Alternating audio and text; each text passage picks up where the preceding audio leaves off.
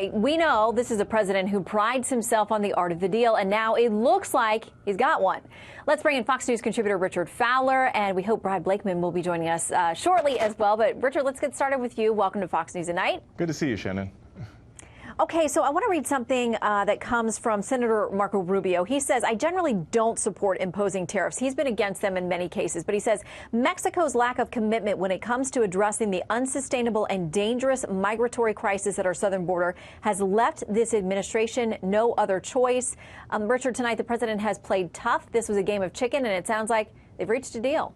Yeah, and listen, you got to give the president credit for getting this deal with Mexico, but I think there's something to be said to what Kristen said in her reporting around what Beto O'Rourke said, is that he sort of called this a crisis, and in doing so, he forced folks to rush to the southern border, and then he sort of tried to say, now I've solved this crisis. Now, the devil will be in the details. The devil will be in the enforcement of said deal to see if Mexico really does send the 6,000 National Guard to the 150-mile border, their southern border. And once again, we're still not dealing with the real problem, which is in that northern triangle, those three countries, the violence is extreme, which is why people are picking up everything they have. Family units are picking up everything they have, and they are rushing to the United States to seek our democracy, to seek our freedom. And it also doesn't deal with the fact that there is still an extremely long backlog of folks who are seeking asylum that currently are waiting in this line and that are currently in detention. There was a report that came out this week that talked about how inspectors went to these detention centers and the conditions are absolutely deplorable.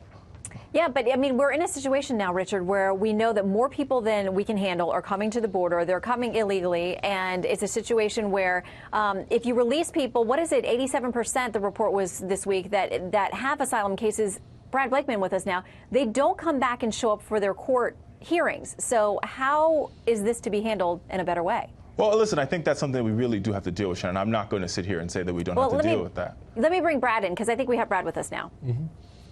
I think the president had a huge victory today.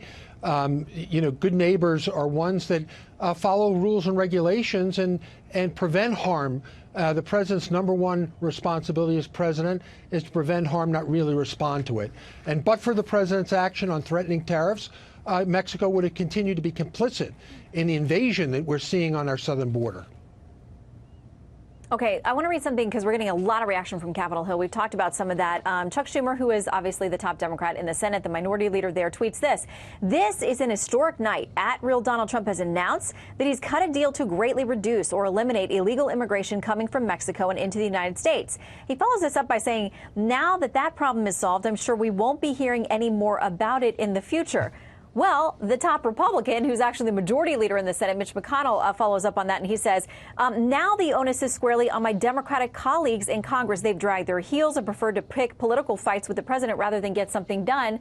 Richard, to you first. Listen, here's what we can do. What Democrats are willing to do today is we're willing to work with Republicans to get more immigration judges. We're willing to work with Republicans on hardening points of entry. We're willing to work with Republicans on finding a way to speed up and modernize our visa system, right? And remember the fact that 90% of the folks coming to our country illegally are because of visa overstays, not pouring across our southern border. And these are all things that we're willing to work with Republicans on. The question is, are Republicans willing to come to the table and work with us on these things? All right, and Brad, as we touched on earlier, a lot of this is contingent on whether Mexico follows through sending out their National Guard, and whether or not they're going to take people. Apparently, part of this deal is going to be that those who are seeking asylum won't stay in the U.S. They'll stay in Mexico, and that's part of the deal. So there are a lot of things on both sides of the border that have to happen for this to work, and if not, there's still this caveat that those tariffs could kick in. What do you see happening? What I see happening, I think Mexico got a huge wake-up call that this president means business. And I have a suggestion for my friend Richard and his Democratic colleagues, and that is there's something you can do, and that is get Nancy Pelosi to take up on the House floor the USMCA agreement. President Trump has brought that agreement to Congress. Congress has done nothing, and maybe it's time for Trump to put some tariffs on Congress. Maybe that's what it takes to get them to act. Withhold their pay. Brad, I'm glad you brought up. Well, it seems like there's been a lot of bipartisan support for trying to get some of these bigger deals done with Mexico and Canada, knowing that they are our biggest trading partners and our neighbors. So as this plays out, it looks like at least the Mexican officials seem to be commenting that this will actually move them closer to getting something done. Now it's up to U.S. lawmakers, so we will see. In the meantime, Richard and Brad, thanks for weighing in as this is a breaking story. Pleasure. Great to have you both. Good to see you, Shannon.